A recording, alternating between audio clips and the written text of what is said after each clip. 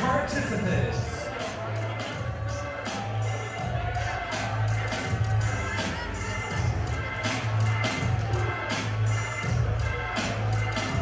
This is gonna get ugly.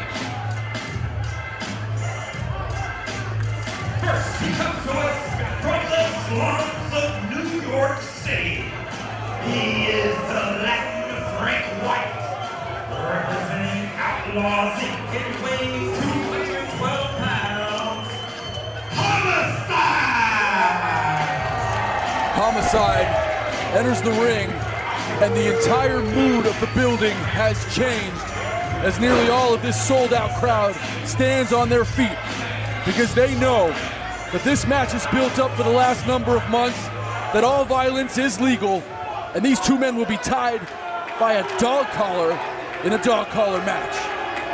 And you gotta figure that Homicide even saltier than usual after Eddie Kingston forced to say the words "I quit" in that brutal clash with Fatu earlier in Into the Void.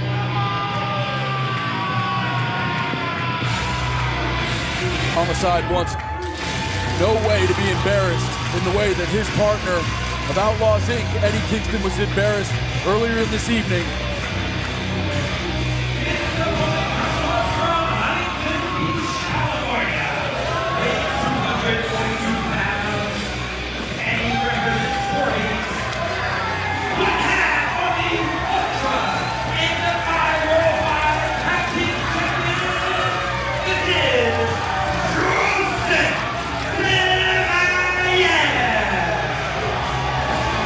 Josef, a PCW Ultra original, was in the main event of Release the Kraken years ago. And speaking of history, War Beasts, tag team champions of PCW Ultra for over 1,000 days. But this is not about the titles. This is damn sure personal. Josef Samael coming down to the ring, eyes locked on Homicide. Josef already spitting out curse words, talking trash from the ringside area, cautiously now approaching the ring apron. Dog collar already strapped around the neck of Josef, one strapped around the neck of Homicide, as our veteran official Jeremy Marcus holds that steel chain link. Yeah, there'll truly be nowhere to run, nowhere to hide in this thing. And the rules, anything goes in terms of violence, but you have to drag your hapless opponent around the ring, touch all four corners to be declared the victor, but expect a hell of a lot in the way of violence on the way to get there. Josef with the red boots and the black t-shirt with the yellow logo, sporting War Beast representing. Homicide with the blue trunks, black t-shirt, blue armband, 5150 written on the side of the trunks of Homicide, and you absolutely have to be dog shit crazy to get in there with Josef in an all violence is legal match. Might be a bit of a tug of war here in the early going, trying to draw your opponent in. Can hear the faithful barking for this dog collar match. The chain can be utilized as a weapon as well. And this match made because you'll recall at no quarter, Outlaws Inc. using a chain to hang Josef Samael. It was almost like a light bulb went off the head of Josef, the Midnight Sun, as he was hung by that chain, and an idea came into his mind that, well, if you want to play with a chain, why don't we play with it? Why don't we really go at it? All violence is legal. Put a chain around your neck, put it around mine. You ain't going anywhere. And he didn't say it in exactly those words because he was cussing up a storm.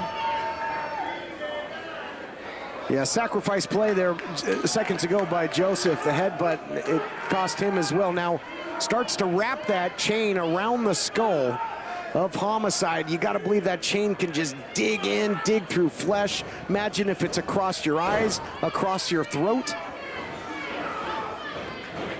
Look at that, right hand ends up actually almost hurting Josef. He was able to stop the momentum of Homicide, who looked to escape. But I mean, if Homicide were to escape and try to exit the ring, it could jar the neck hurt the vertebrae of Josef. I mean, this is as dangerous of a match as there is in professional wrestling today. And if you're keeping score at Into the Void right now, it's War Beast 1, Outlaws Inc. nothing, courtesy of that victory in the I Quit match, as we talked about by Fatu. Now, repeating history here is Homicide wrapping the chain around the throat of Josef, and now look at this, fish hooking him with it. This won't end the match, but it can certainly incapacitate your opponent. We've grown to know Homicide over the years to be one of the most violent men in professional wrestling. We've come to know Homicide, of course, from his stint with TNA. That's one corner there, but only one. Yeah, and if your momentum is nullified, that'll stop it. So now it's back to square one for Homicide. He'll have to start back over. Not getting any credit for that touch at this point. Yeah, our fans at home have become accustomed to 3 counts in professional wrestling. 1, 2, 3 usually gets you a victory with a pinfall. But in this match, you'll need all 4 corners without a break in momentum to earn that victory.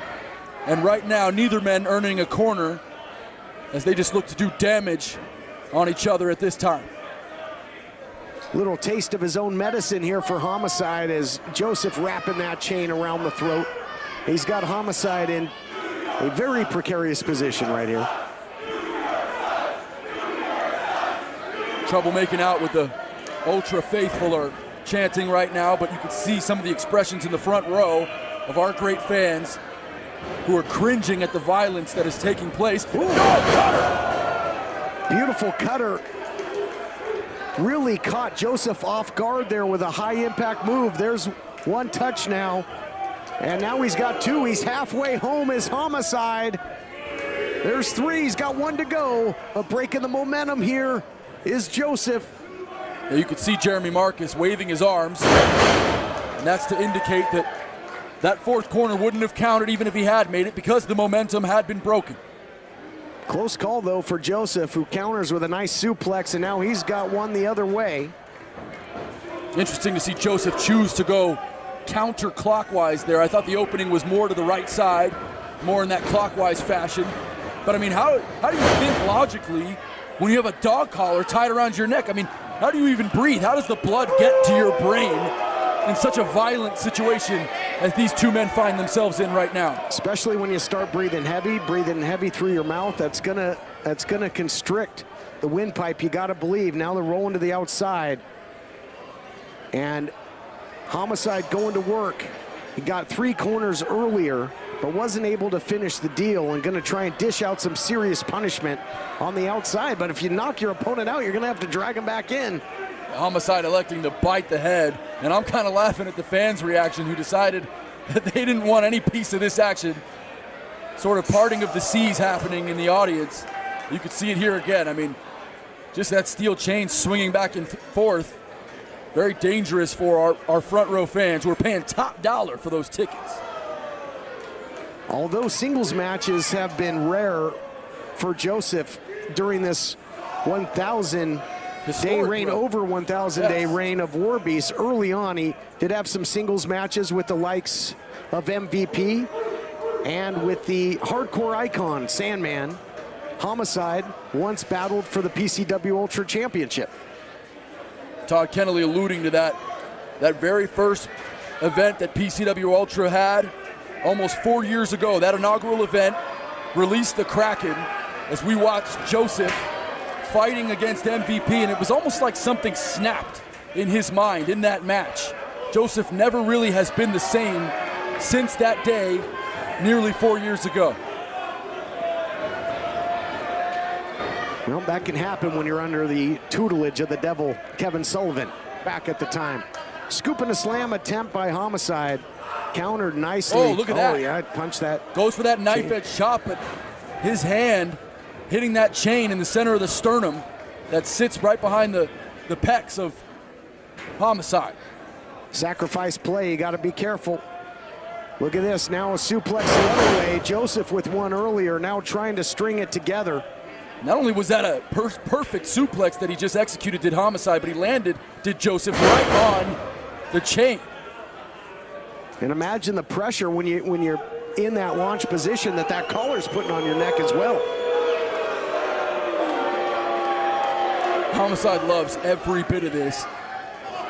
And I am entertained and certainly enjoying Homicide's disposition. Much like we saw earlier tonight, one half of Outlaws Inc., Eddie Kingston representing New York. And Josef, a man really with no home, has called PCW Ultra and California his home for the last 4 years. Yep, this is in many ways is the house that War Beast built. Look out here. Oh, looking to whip Josef with that chain. Josef now, little shades of Sabu, throwing the high heat right across the plate. Look at this. Shirt over the head.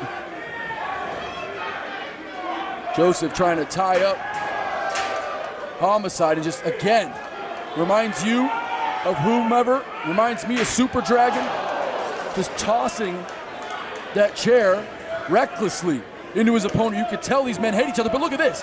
That's one corner, two, brilliant by Homicide, who's reeling, but able to get to two corners, and that's it.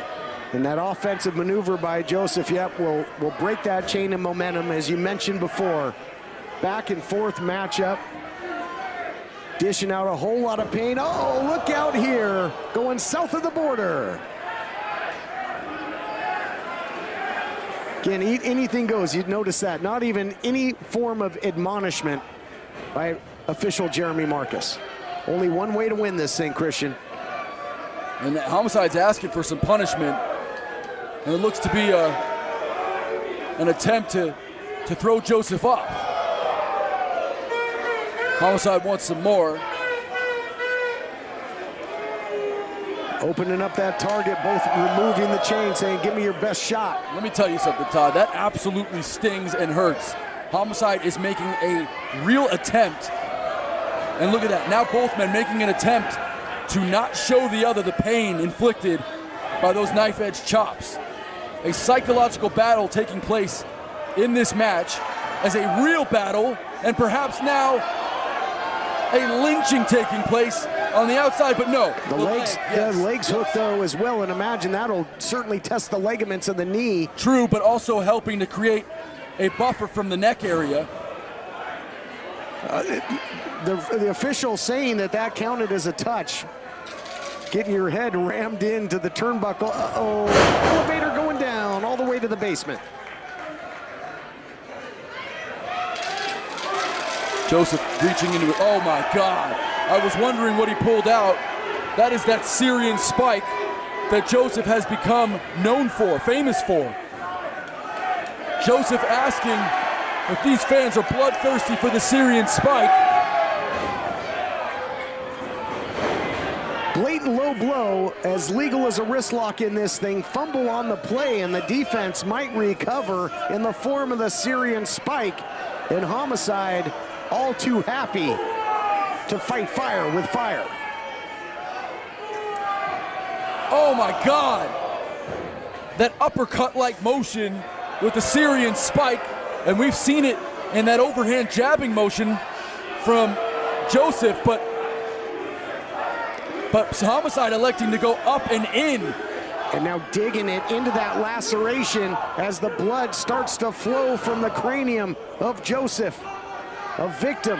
Wow. Of his own signature weapon. How sick is Homicide? Josef busted open, bleeding crimson red, and Homicide like a shark. Well, we talked about it. Outlaw Inc. have taken the fight to War Beast.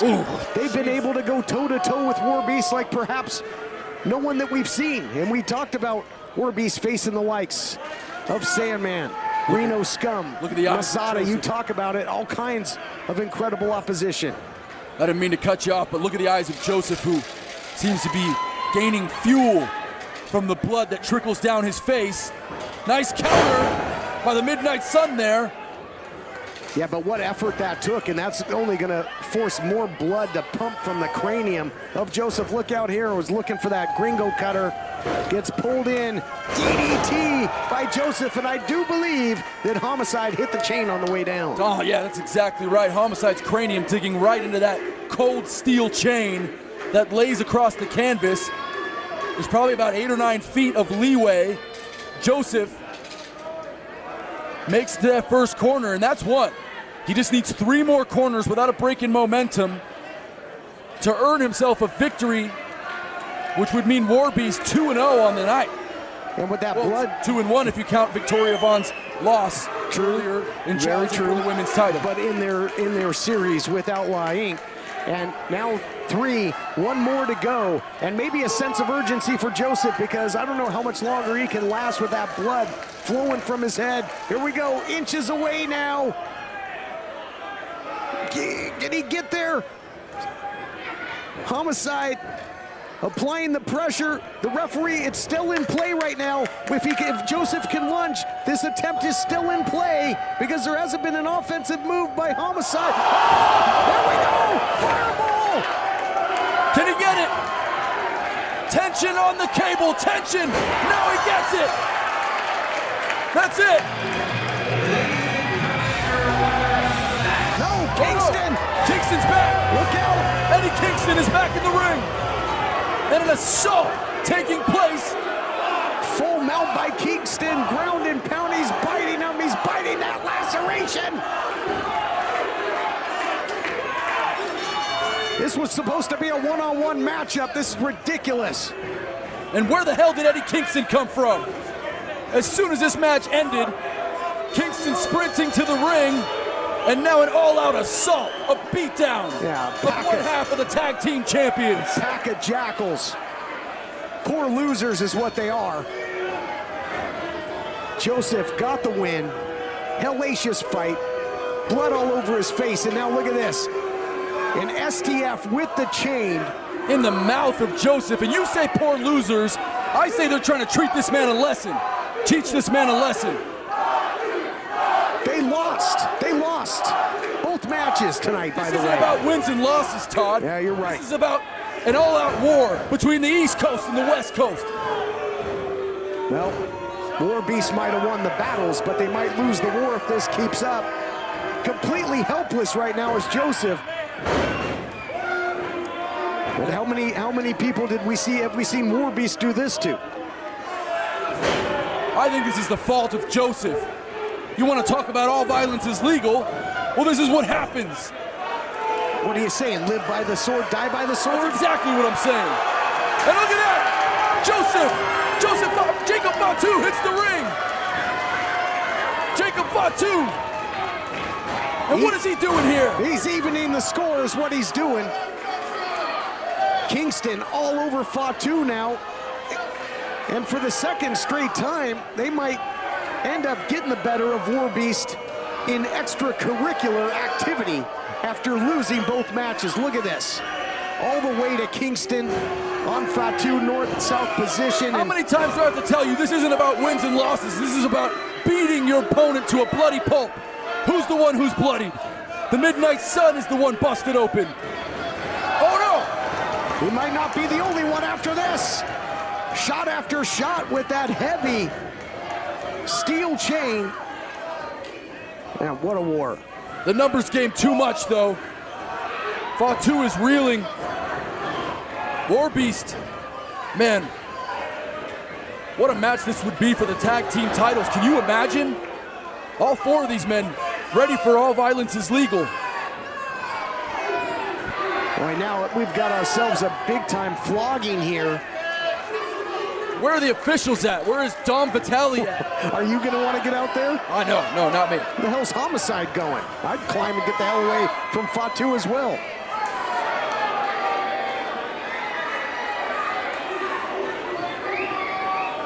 Homicide comes crashing back down to the reality of a War Beast beating.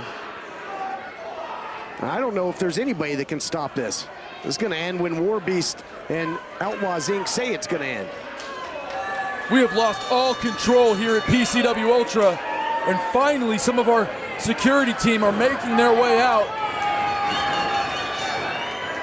Yeah, you've got, you know, a lot of the young guns participants, just bodies from the locker room coming out here trying to separate these two warring factions. Good luck. We have lost all control at Into the Void.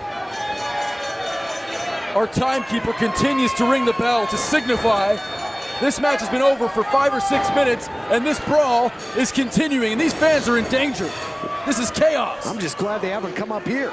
This is eerily familiar and similar to what we saw last time, where there was no conclusion. Total chaos, total carnage continues to reign supreme.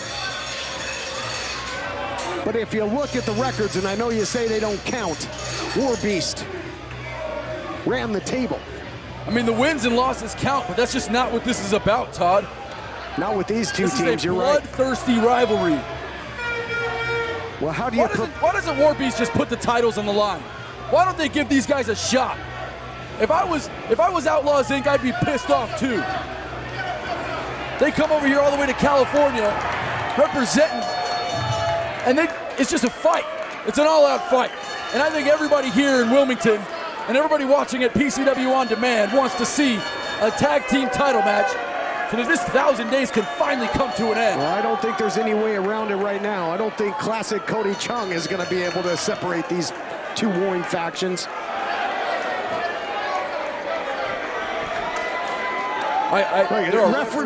Rick Knox is down. How is Rick Knox going to make it to Dynamite? Oh wait, actually, we're going to hear from Josef right now.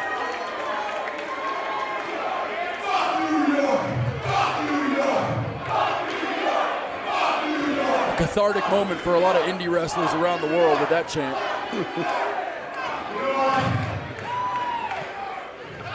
This is gone on far enough.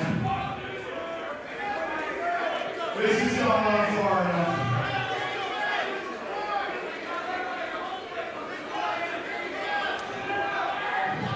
January 10th. Let's put this shit in a fucking cage match. What? Are you kidding? Hold on. Not just a cage match. I want fucking barbed wire.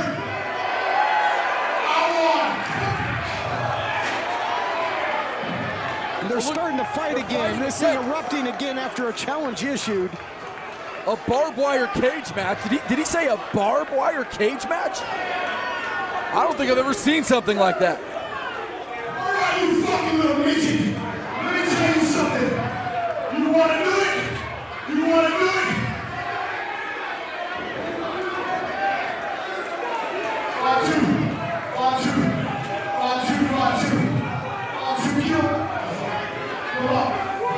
Oh no! Oh my God!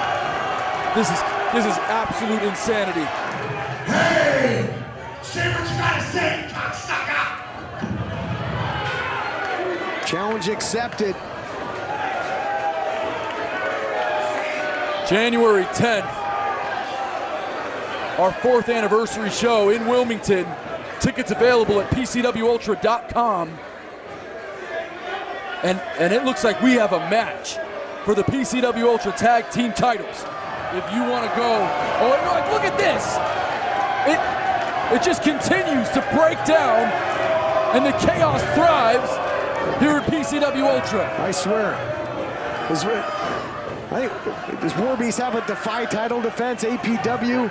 They have something to go on MLW. That might be the only thing that's going to get War Beast out of the effing Ultratorium.